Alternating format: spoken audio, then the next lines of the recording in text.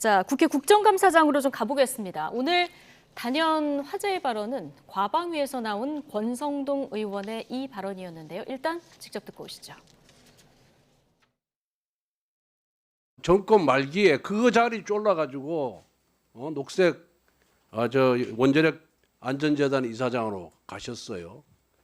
정의당에 있다가 그다음 민주당 정부에 가 있다가 또 윤석열 정부 밑에서 일을 하고 무슨 뻐꾸기입니까 지금? 차라리 혀 깨물고 죽지고 뭐하러 그런 짓 합니까? 인상에 대해서 굉장히 폭언에 가까운 말씀을 하신 것은 사과하십시오. 뭘 사과해요 사과기는? 정말 본인이 창피스러운 줄 알아야 되는데 그런 것도 모르고 이렇게 일괄해서 저런 이야기를 한다는 것 자체가 내가 감사를 6년, 7년을 해봤는데 처음 봅니다. 아니, 혀 깨물고 죽어야 된다. 죽는 게 낫다. 이런 표현을 어떻게 국정감사장에서 할 수가 있습니까? 어느 한 개인에 대해서 아주 모욕적이고 폭언에 가까운 정말 이런 말씀들은 우리 스스로에 대한 자괴와 경계의 얘기도 됩니다. 자, 혀 깨물고 죽는 게 낫다. 뻐꾸기. 뭐 이런 단어들만 지금 남은 상황인데 문재인 정부에서 임명된 김재남 한국원자력안전재단 이사장 사퇴를 이제 종용하면서 나온 얘기이긴 한데요. 이렇게 얘기하니까 무슨 얘기를 했는지 기억이 안 남고 뻐꾸기만 기억에 남습니다. 그러게 말입니다. 사실 그 한국원자력안전재단이라고 하는 곳은 원자력을 기정사실화하면서 그걸 어떻게 안전하게 하느냐를 조사 연구하는 재단이에요. 예. 근데 김재남 이사장이라고 하는 인물은 환경운동가, 녹색연합 활동을 하면서 탈원전의 전선에 있던 사람이니까 사실은 안 맞았어요. 이런 부분을 좀 그 소위 국회라는 데가 어딥니까? 레이디스 앤 젠틀맨, 그런 그 신사숙녀적인 그런 그 발언으로 네. 점잖게 꾸짖으면서 당신이 이런 일에 문제가 있으니까 이제는 정권이 바뀌었으니 전문가에게 좀 그 맡겨서 일을 할 수 있도록 해달라고 할 수도 있는데 제가 봐도 어떻게 이런 표현을 합니까? 이거는 네. 권성동 의원이 너무 과한 게 아닌가. 그런 차원에서는 민주당의 윤영찬 의원의 일갈이 상당히 그 뼈 때리는 얘기다. 저는 그렇게 생각을 하고요. 네. 기본적으로 전임 대통령이 뽑은 그런 어공이니 이제 정권이 바뀌었으니 나가라는 거거든요.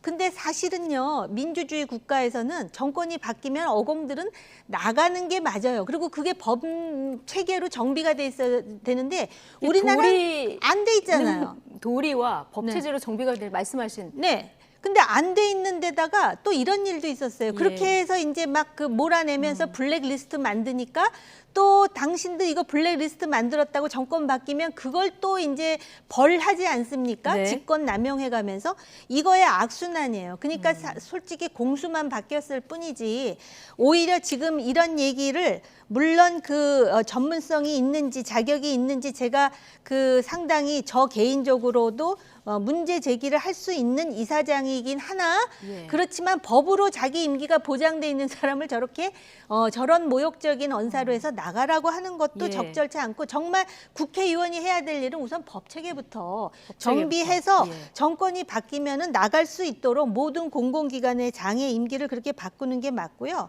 개인적으로 그럼 권성동 의원이 왜 저렇게 강한 발언을 그동안 계속해서 해오는지 네. 제가 볼 때는 그 체리 따봉도 그렇고 또 그 강릉 출신의 그 친지의 아들이 왜 그 대통령실에 근무해가지고 뭐 사적 채용해갖고 굉장히 여러 가지로 논란이 많았잖아요.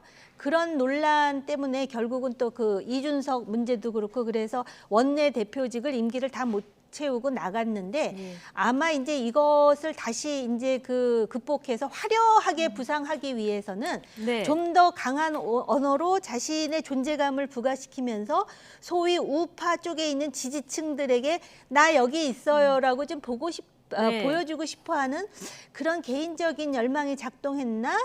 이건 순전히 제 개인 예. 생각이니까. 네. 나라면 그러겠다는 정치적 의지의 표명이었다. 이제 권성동 의원 논란이 되니까 이렇게 얘기를 했는데 민주당과 정의당은 국회 윤리위에 지금 제소하겠다 이런 입장이고 여당 내에서도 좀 윤리위에서 다뤄라 이런 입장까지 나온 상황입니다. 국방위 관련 얘기 잠깐 마지막으로 해볼 텐데요.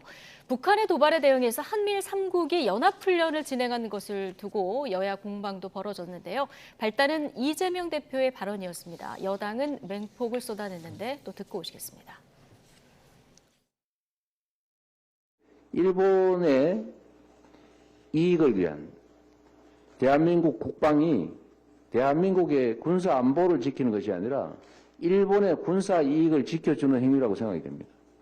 그야말로 극단적 친일 행위다. 일본 자위대와 해상훈련 교류를 결정한 노무현 대통령이 친일주의자입니까? 이건 아니잖아요. 아무데나 친일을 갖다 붙여서 득점하던 그런 시대는 지났습니다. 그러니까 이재명 대표가 회의석상에서 한 얘기는 일본의 과거사 문제라든가 이런 한일 관계가 아직 정리가 되지 않은 상태에서 이렇게 훈련을 같이 하는 거는 이게 친일 행위다. 그리고 더 나아가서는 이게 국방 참사다 이런 얘기를 했는데요. 어떻게 들으셨습니까? 사실은 이제 이재명 대표 주변에 있는 분들의 인식이 결국에는 북한의 무력 도발에 남한 혼자의 힘으로도 저지가 가능하다. 굳이 일본을 끌어들일 필요가 없다. 이런 게 하나 있는 것 같아요. 즉 쭉 스크린을 해봤더니요.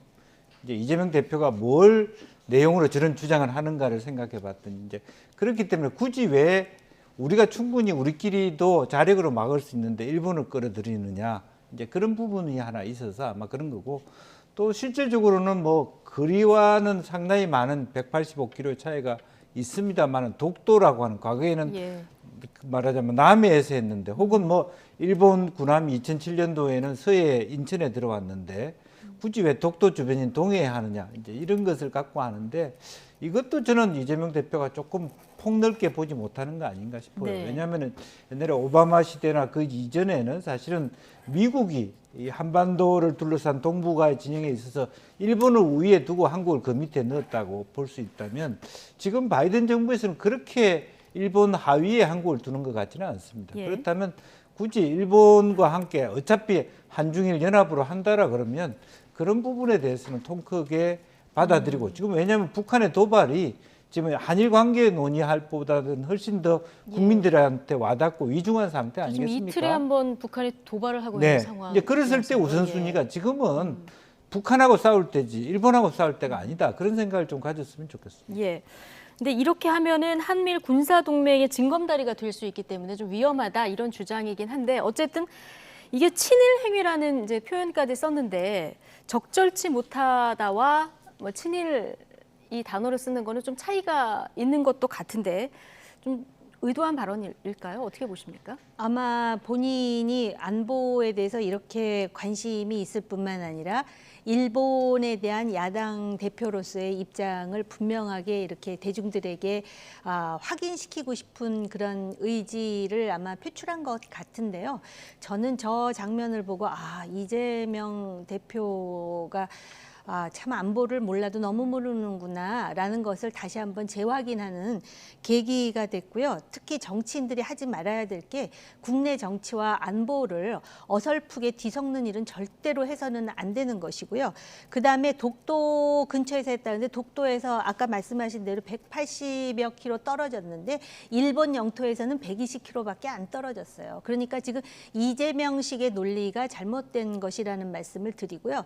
특히 우리가 북한을 상대로 하는 게 아니에요. 마치도 그렇게 하면은 우리 내부에서 왜 민족에 대해서 총칼을 겨누면서 일본하고 손을 잡느냐라는 단순 논리로 또 공격이 들어오는데 우리는 북한을 상대로 하는 것이 아니라 우리 대한민국의 안보를 위협하고 있는 북한의 김정은 정권을 상대로 하는 거예요. 북한 인민들이나 북한 체제 자체를 우리가 대상으로 하는 게 아니고 대한민국의 안보를 비대칭적 살상 위협으로 위협하고 있는 김정은과 그 세력들을 지금 대상으로 하고 있고 특히 잠수함 연합작전이 왜 필요하냐면 일본이 대잠 능력이 엄청납니다. 그렇기 때문에 우리가 그걸 활용하는 거예요. 지금까지도 물론 우리가 지난 36년 동안 정말 참 참혹한 일제 치하의 그런 식민 그 병탄이라는 그런 아픈 상처가 있지만 지금 우리가 그렇게 일본에 대해서 열등감을 가져야 될 정도의 그런 수준이 아니에요. 오히려 일본이 우리 때문에 굉장히 지금 히스테리컬한 차원이고요. 특히 독도와 관련해서 할 말이 많은데요. 독도와 관련해가지고 일본이 그 독도에 대해서 계속 도발을 하는 것은 맞지만 우리가 실효적 지배를 하고 있고 또 일본은 소위 중국과 갈등 속에 그 센카쿠 섬이라는 네. 그 섬을 실효적 지배하고 있는데 만약에 일본이 우리 독도를 넘보는 순간 오히려 중국이 센카쿠를 완전히 자기네 땅으로 만드는 명분을 제공할 수 있다는 점에서 독도라는 게 일본에게 그렇게 간단치 않은 섬이니까 좀 자신감을 가지고 우리 안보를 위해서 다른 나라를 슬슬 활용해서 우리께 예. 커지면 되는 거 아니겠습니까? 알겠습니다. 어쨌든 북한의 7자 핵실험 가능성도 좀 얘기가 나오고 있는 상황이라 뭐 해법은 다를 수 있습니다만 안보에 여야가 없는 상황이라는 데는 국민들 뭐 이견이 없을 것 같습니다. 정호김, 김영주 전 직위원 두 분과 오늘 함께했습니다. 고맙습니다.